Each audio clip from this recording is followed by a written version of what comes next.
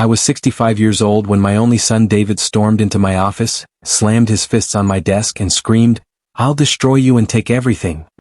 His face was twisted with a hatred I had never seen before, his expensive suit wrinkled from his rage.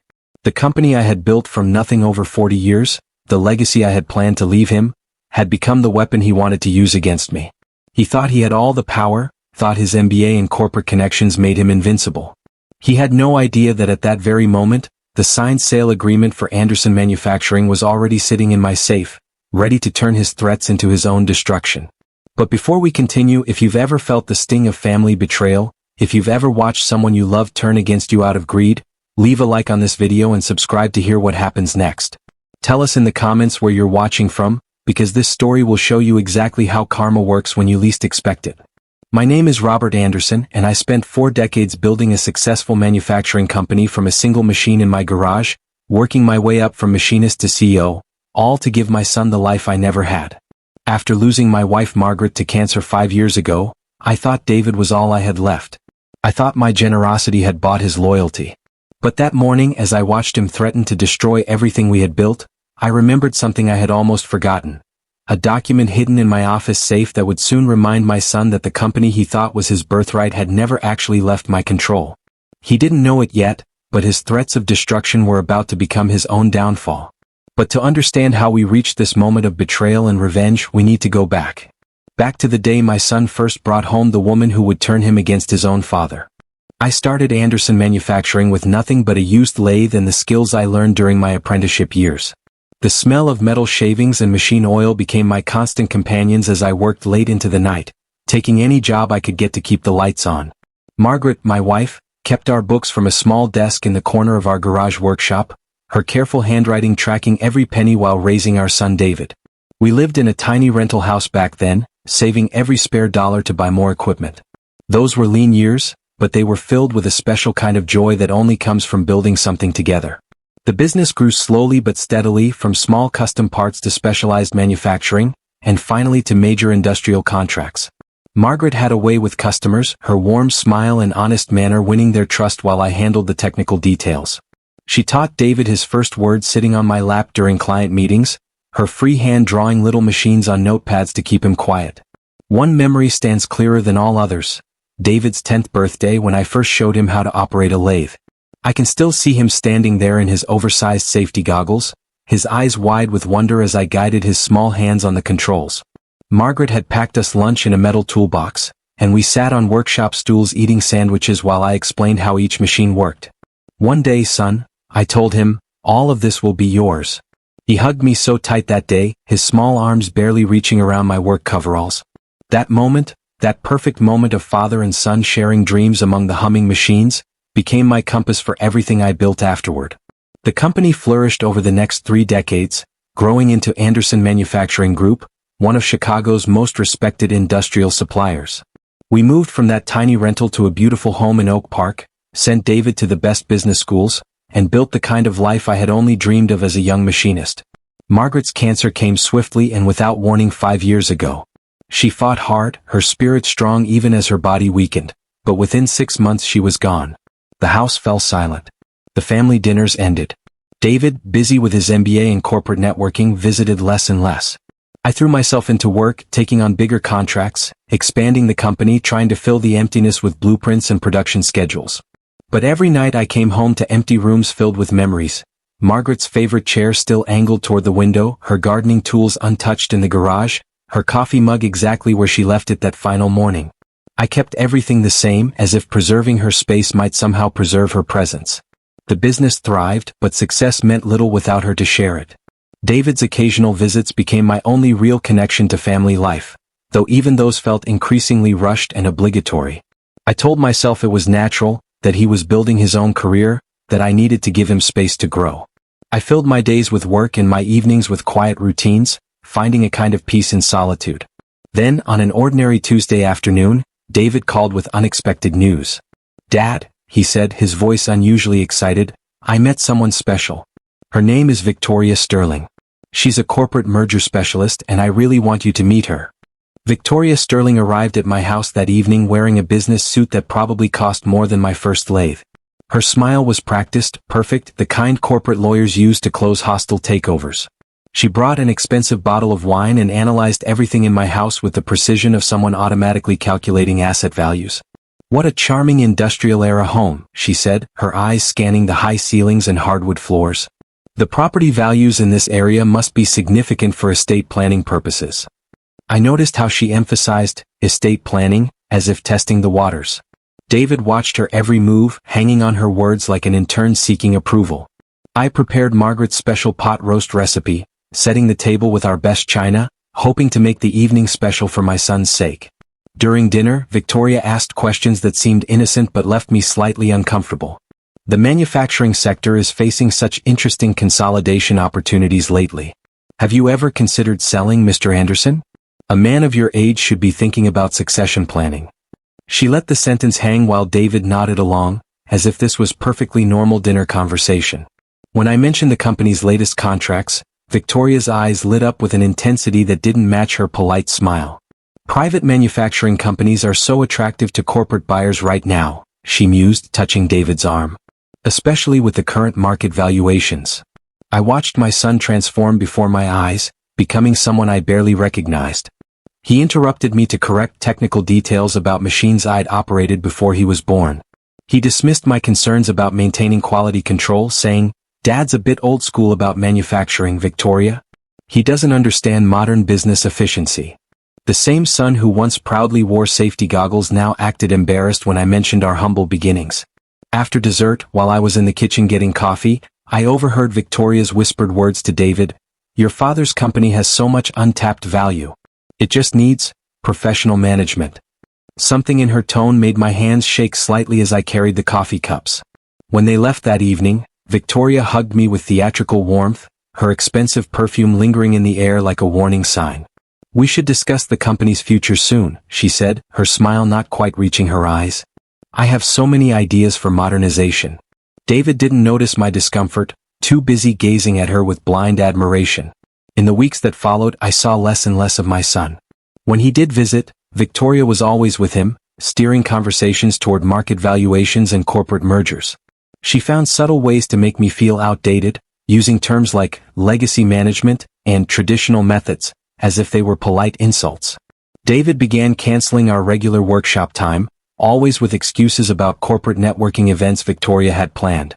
He stopped asking for my advice about manufacturing, instead forwarding Victoria's suggestions about streamlining operations. One evening, as I sat alone in my quiet house looking at old photos of David learning to use the lathe, proud and eager to learn the family trade, I felt a chill that had nothing to do with the temperature. Something was changing, shifting beneath the surface like metal fatigue that appears slowly but threatens the entire structure. My son was slipping away, being reshaped by hands that seemed to have plans for more than just his heart. The first incident happened at the company's quarterly board meeting, a tradition I had started 30 years ago. I arrived early as always, carrying the production reports I had carefully prepared. Victoria was already there, standing at the head of the table where I usually sat, presenting sleek slides about modernizing our manufacturing processes. David stood beside her, nodding enthusiastically. "Dad," he said with forced patience, "we didn't want to burden you with the presentation prep. You know how these technical updates confuse you lately." I sat quietly in a side chair, watching decades of manufacturing experience dismissed as outdated thinking, telling myself they were just trying to help, that maybe I was becoming too set in my ways. The second blow came during our annual factory floor inspection. I had spent hours preparing detailed maintenance records and quality control data, wanting to show our commitment to excellence.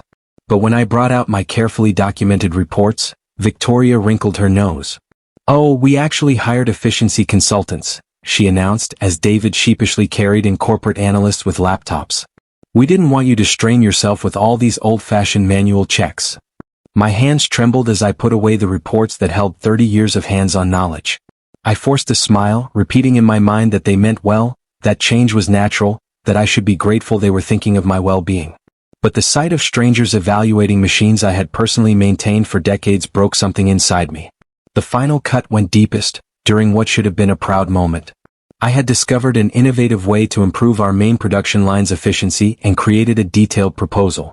When I arrived at David's office to share it, I heard voices through the open door. "Your father's getting so clingy with his little workshop ideas," Victoria was saying. "All these old-fashioned methods and hands-on approaches. It's like he's living in the Industrial Revolution." David's response shattered my heart. "I know, it's exhausting. Sometimes I wish he'd just retire and let us modernize everything." I stood there holding my proposal, each page now feeling like evidence of a relationship that existed only in my memory. The improvements remained unshared, while I made excuses about having a supplier meeting and left quickly. That night, alone in my workshop, I pulled out the old lathe where I had first taught David to machine parts.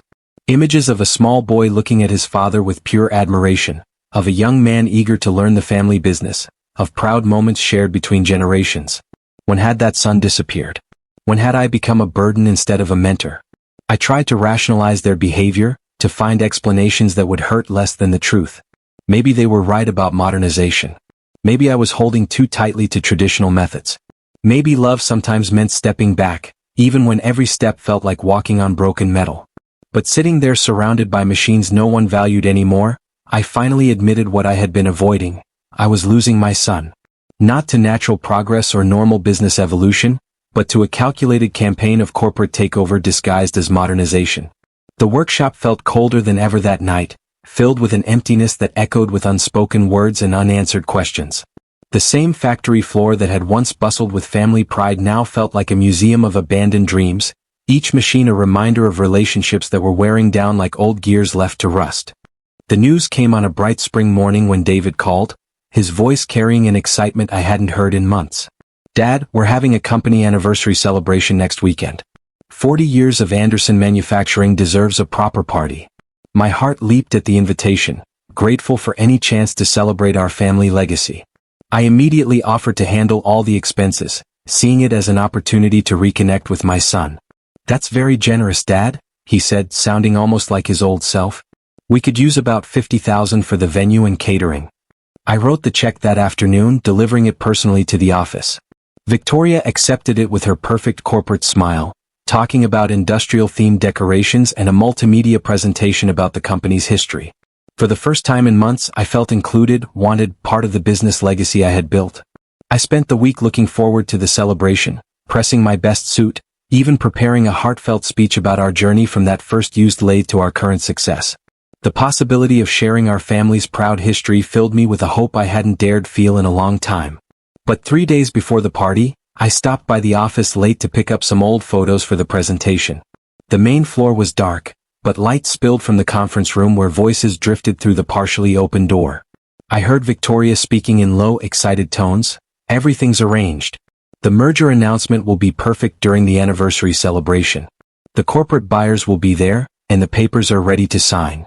My hand froze on the doorknob as David replied, "Are you sure we shouldn't tell him? He's going to find out eventually." Victoria's laugh sent chills down my spine. "Tell him what? That we're using his money to fund the party where we'll announce the sale of his life's work? He'd just make it all about family legacy and craftsmanship. Better to let him think it's just an anniversary celebration. By the time he finds out, the contracts will be signed." My son's voice, hesitant but compliant. "I guess you're right.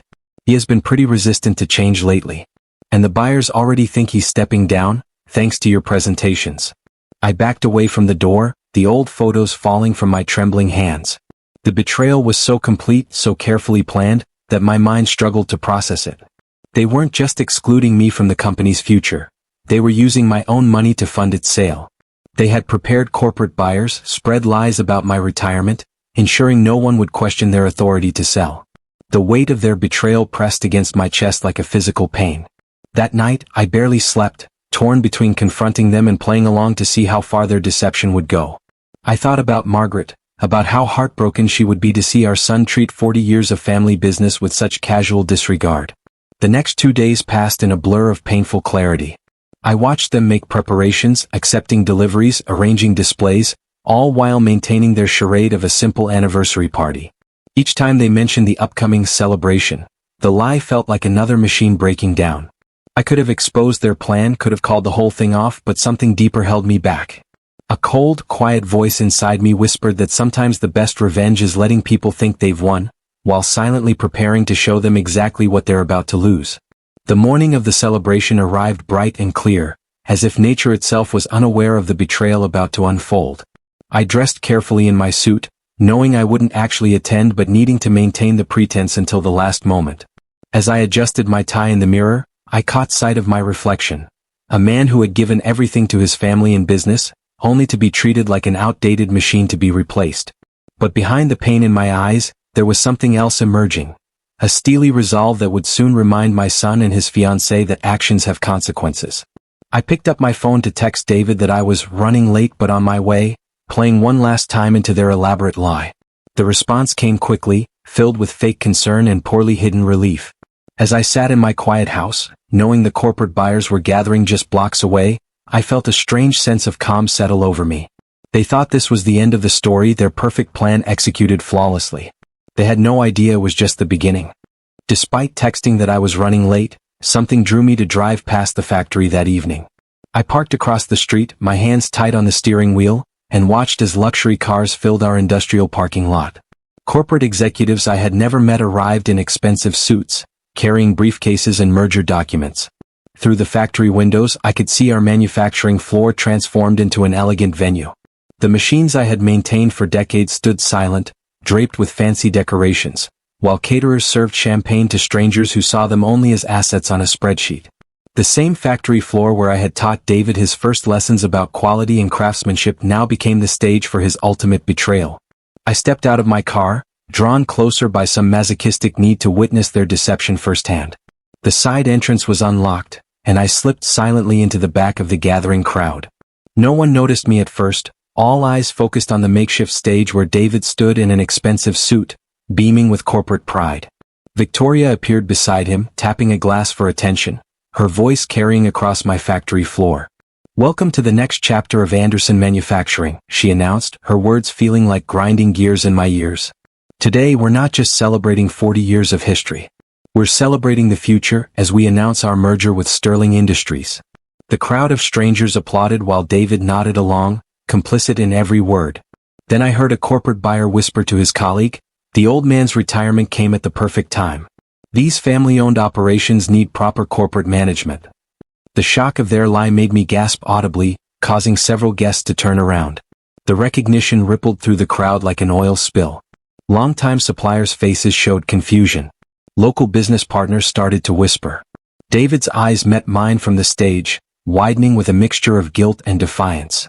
Victoria's perfect composure cracked for just a moment before she grabbed the microphone. "And now let me introduce our new CEO."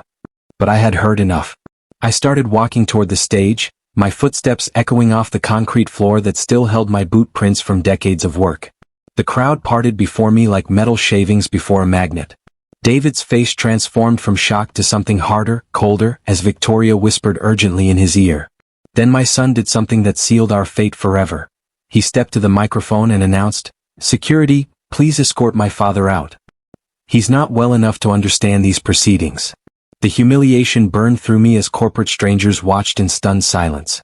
Some looked away in embarrassment, others stared openly, but none stepped forward to defend the man who had built everything around them. Victoria's smile had returned, triumphant and cruel, as she pulled David closer to her. My son, my only child, the boy I had trained on every machine in this building, stood silent and complicit as I was escorted from my own factory like an unwanted intruder. I walked slowly through my workshop, past the old lathe that still bore David's initials from his first project, my steps measured, refusing to give them the satisfaction of seeing me run. Behind me I heard Victoria's voice, bright and false, asking everyone to raise their glasses to the new Anderson Manufacturing. The sound of clinking glasses and corporate celebration followed me out into the parking lot, where I sat in my car listening to them toast the death of everything I had built. In that moment, as the factory lights illuminated strangers celebrating the theft of my life's work, something crystallized inside me. The forgiving father who had always made excuses for his son's behavior died in that car. In his place emerged someone colder, someone who finally understood that some betrayals can never be undone, some relationships once broken can never be repaired. I started my car and drove away from their celebration, leaving behind not just a factory, but every illusion I had ever held about my son's love for me. The door to forgiveness slammed shut in my heart with the finality of a machine powering down for the last time. I returned to my empty house that night, my legs barely carrying me through the door. The silence felt different now, heavier, filled with the weight of complete betrayal. I couldn't bring myself to take off my suit, the one I had so carefully pressed for their fake celebration. Instead, I wandered through my home office like a ghost, touching Margaret's photographs, wondering what she would say if she could see what our son had become. In my study, I mechanically began opening drawers, not searching for anything specific, just needing to keep my hands busy to stop them from shaking. That's when I found it, in the bottom drawer of my old filing cabinet. A thick blue folder marked Company Ownership Structure, in Margaret's precise handwriting. Inside was the original incorporation document for Anderson Manufacturing, along with a stack of legal papers I had almost forgotten about. The document was printed on heavy legal paper, its gold corporate seal still clearly visible after all these years. But what caught my eye was the ownership structure Margaret had insisted on when we first incorporated 40 years ago. She had been working as our accountant then, and she had made me promise to maintain controlling interest just in case. The company had been structured with a special class of voting shares that could never be transferred without my personal signature, a detail David and Victoria had clearly never discovered. My hands stopped trembling as I read through the documents, each page revealing more of the power I still held. The same factory they planned to sell, the same machines they treated as mere assets. None of it could legally be transferred without my explicit consent. Victoria's merger plans, David's corporate promises, all of it was worthless without my signature. A cold clarity began replacing the numbness in my chest. I spread the papers across my desk, my mind suddenly sharp with purpose. The incorporation documents, the share certificates, the voting rights agreements, they weren't just papers anymore. They were weapons, perfectly legal and absolutely devastating. I thought of David's smug smile as I was escorted from the factory, of Victoria's triumphant announcement, of their calculated lies about my retirement. They thought they had won, thought they had successfully pushed me out of my life's work. But they had forgotten the most basic lesson I had tried to teach my son. Always check the machinery before starting operations. I carefully returned the documents to the blue folder, holding it with the reverence of a craftsman gripping his finest tool. Tomorrow they would wake up as corporate conquerors, believing they were secure in their victory. They had no idea that with one signature, one legal filing, I could turn their merger celebration into their worst nightmare. The folder felt heavy in my hands, weighted with possibilities and consequences.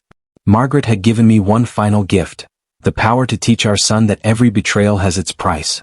I placed the folder in my briefcase, my movements deliberate and calm. The broken father who had been humiliated at his own factory was gone. In his place stood a man with the legal right and moral authority to deliver a lesson they would never forget. The documents were simple pieces of paper, but in my hands, they had become something much more powerful. They were the blueprint for showing my son and his fiancée exactly what it feels like to lose everything you thought was securely yours. At exactly 8 o'clock the next morning, I called Thomas Wheeler, my lawyer of 40 years and the man who had helped Margaret structure our company incorporation. He answered on the first ring as if he had been expecting my call. "I saw the merger announcement in the business section," he said quietly. "I've been waiting to hear from you." We arranged to meet at his office immediately, in the same downtown building where we had signed the original incorporation papers. Tom's office hadn't changed in 4 decades. Dark wood paneling, leather chairs worn smooth with age, and walls lined with corporate law books that had witnessed countless business dramas. I placed the blue folder on his desk, watching as he examined each document with the methodical precision that had made him Chicago's most respected corporate lawyer. "Margaret was brilliant," he said, adjusting his reading glasses. "This share structure is absolutely ironclad. The voting rights, the transfer restrictions, even the recent equipment purchases they've made, it all legally requires your approval.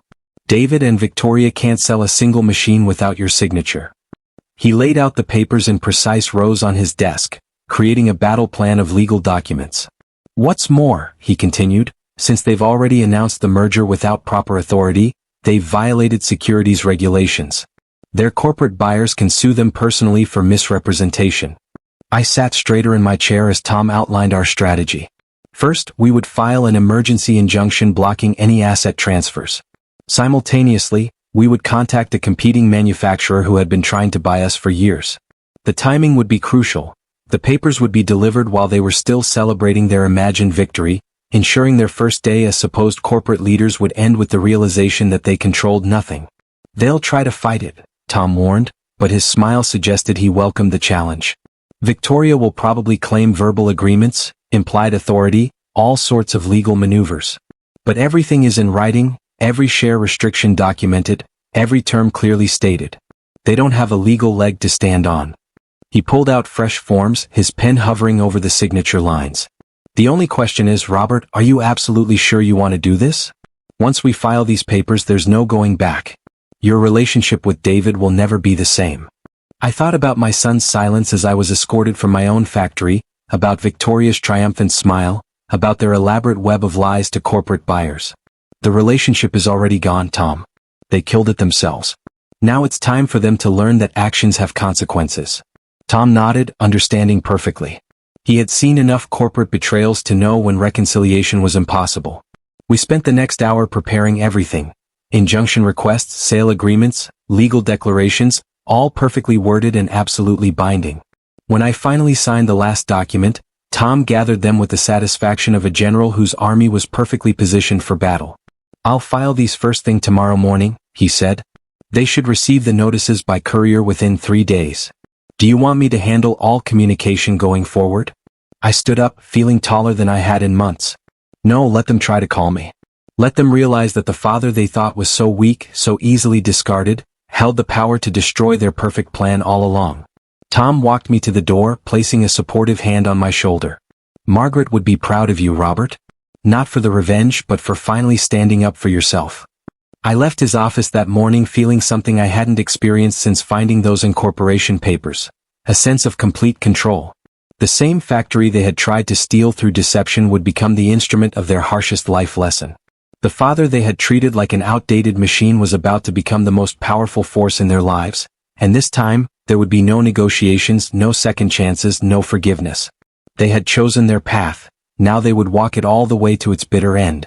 The legal notices were delivered exactly 3 days after their merger announcement. Tom's courier service confirmed delivery to the factory's front desk at precisely 10 o'clock in the morning. I sat in my home office, watching the clock and imagining the scene. Their first corporate strategy meeting interrupted. The thick legal envelope placed in their hands, Victoria's confident smile fading as she read the first page, David's face draining of color as he understood what the documents meant. The injunction blocked any asset transfers. The competing buyer's offer was double what Sterling Industries had proposed, and the incorporation documents proved my complete legal control. Their perfect corporate takeover was about to crumble, one official paper at a time. The first call came within 20 minutes. I watched David's name flash on my phone screen but didn't answer. 10 more calls followed in rapid succession, then a flood of text messages, each one more desperate than the last. Dad, there must be some mistake. Please call us back immediately. The corporate buyers are threatening to sue us. Victoria's number appeared next, then messages from her. This is completely unreasonable. We can negotiate terms. You're ruining our professional reputations. I smiled at that last one, remembering how they had ruined my reputation with lies about my retirement. By noon, they had called an emergency board meeting. I knew this because Tom's office called to inform me they had demanded an immediate discussion. Let them stew, I instructed. Don't schedule anything for at least a week. More calls poured in throughout the day, from Sterling Industries lawyers, from corporate buyers, from various business partners who had attended their celebration and were now hearing the true story. Each message revealed the unraveling of their carefully constructed deception. Why didn't you tell us about the share restrictions? We had no idea they lacked authority. How could David do this to his own father? By evening, Victoria was sending emails threatening legal action, claiming implied consent, demanding negotiations. Tom forwarded each one to me with simple notes. No legal standing. Share restrictions are ironclad. They have no case. I sat in my favorite chair, Margaret's picture on the table beside me, listening to my phone buzz with their increasing panic. The same people who had thought me too outdated and weak to run my company were now discovering just how much power I still held. The final message came at midnight, a long text from David. Dad, please. The corporate buyers are furious. Our reputations are ruined. You can't do this to us. I read it several times, savoring each word. The son who had watched in silence as I was escorted from my factory was now begging for mercy. The company they had tried to steal would soon belong to someone else, and their dreams of corporate leadership were crumbling. I turned off my phone, poured myself a glass of whiskey, and enjoyed the quiet of my victory. Tomorrow they would wake up to the reality that they controlled nothing. They would realize that every corporate promise they had made was worthless. They would understand that their perfect plan was built on a foundation they didn't actually own. But most importantly, they would learn that the father they had dismissed as outdated had been smart enough to let them fall. After setting the legal wheels in motion, I decided to disappear completely. I packed a small suitcase with basic clothes, took Margaret's photo from my desk, and booked a flight to our old vacation spot in northern Michigan. The lakeside cabin where we had spent our early anniversary still stood, rustic and peaceful, far from Chicago's corporate chaos.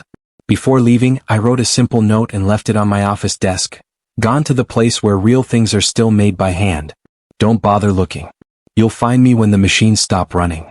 I knew they would eventually come to my house, probably thinking they could persuade me in person, but they would find only silence and that cryptic message. The drive to the airport felt like shedding an old skin, each mile taking me further from the betrayal and closer to something like freedom. The small propeller plane that flew me north carried just 6 passengers, reminding me of simpler times before corporate mergers and hostile takeovers had poisoned our family bonds. The cabin appeared exactly as I remembered. Weathered wood walls, a wraparound porch facing the crystal-clear lake, and absolute silence except for nature's music. No cell phone signals reached this sanctuary, no urgent messages, no desperate pleas from a son who had forgotten how to be a son. I unpacked my few belongings, placing Margaret's photo on the stone mantel where morning sunlight could touch her smile. The cabin's previous owner, an old craftsman who had understood the value of honest work, had left his workshop tools hanging on the walls.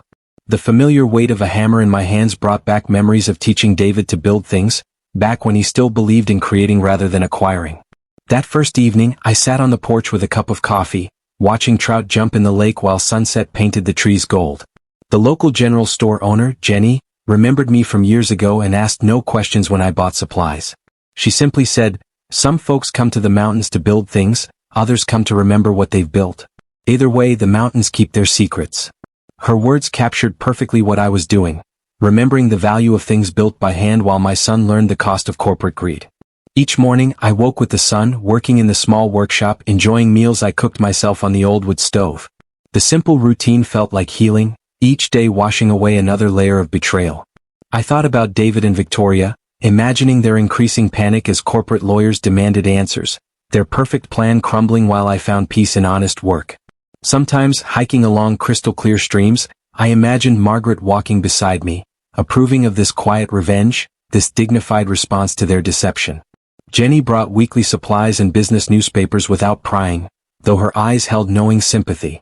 "Your phone's been ringing at the store," she mentioned once. "Lots of messages from Chicago."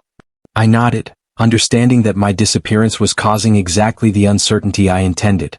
While they faced the chaos of angry investors, explaining to corporate partners why the merger failed, dealing with the professional embarrassment of their exposed lies, I was finding a different kind of wealth in this simple cabin.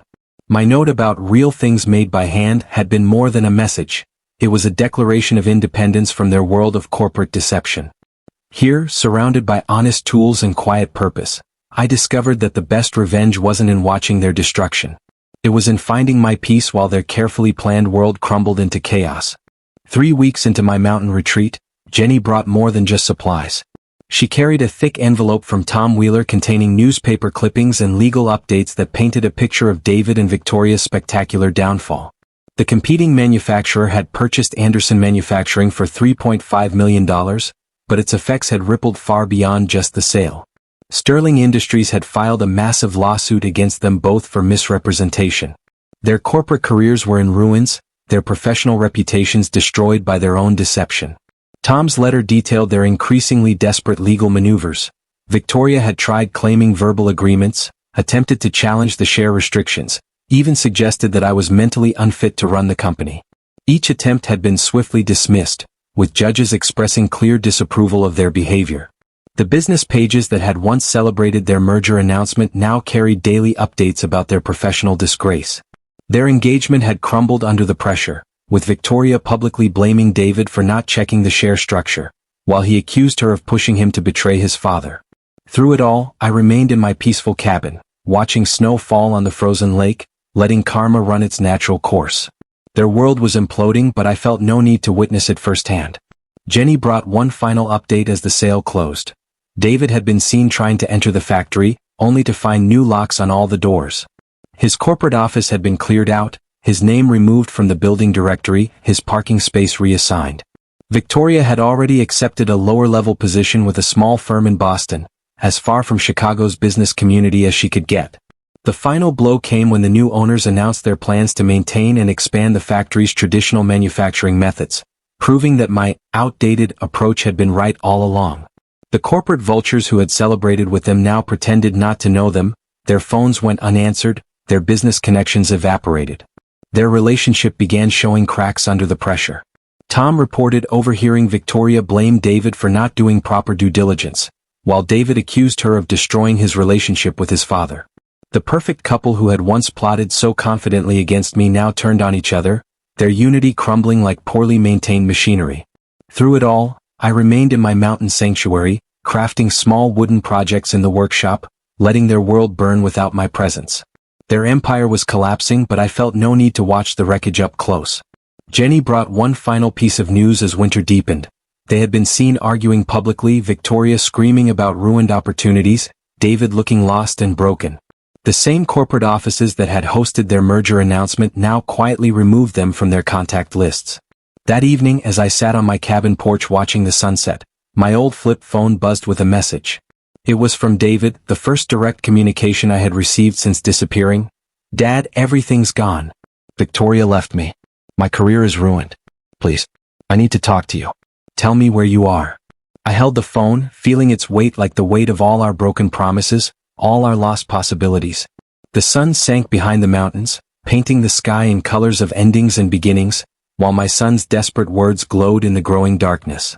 After 6 weeks of silence, I finally agreed to meet David at a small diner just outside Chicago, the kind of simple place Victoria would have once considered beneath her corporate status. I arrived early, choosing a booth near the back where I could watch him enter. He appeared exactly at the arranged time, but he was barely recognizable as the confident executive who had orchestrated my humiliation at the factory. His expensive suit was gone, replaced by department store clothes, his polished appearance now showing signs of strain and sleepless nights. He spotted me and walked slowly to the booth, like a machine running on its last fumes. "Dad." His voice cracked on that single word.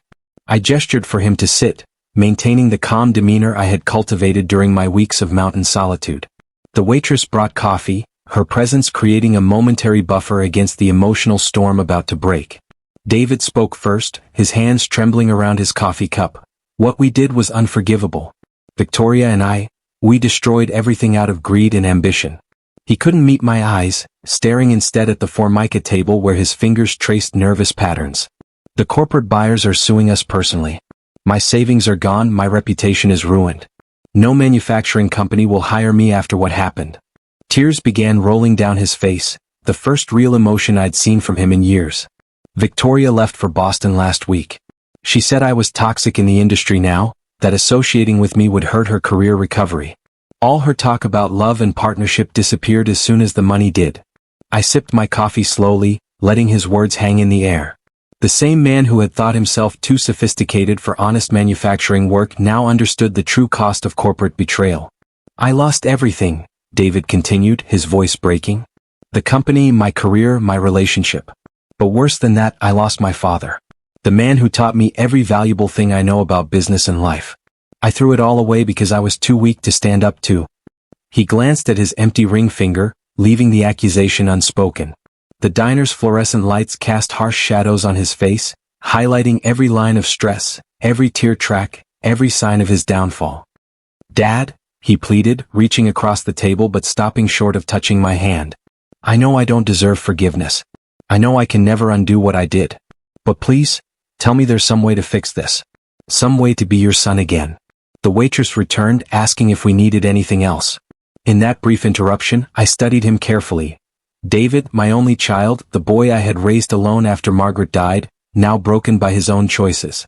The same son who had watched in silence as I was escorted from my factory now sat before me, begging for a second chance he wasn't sure he deserved.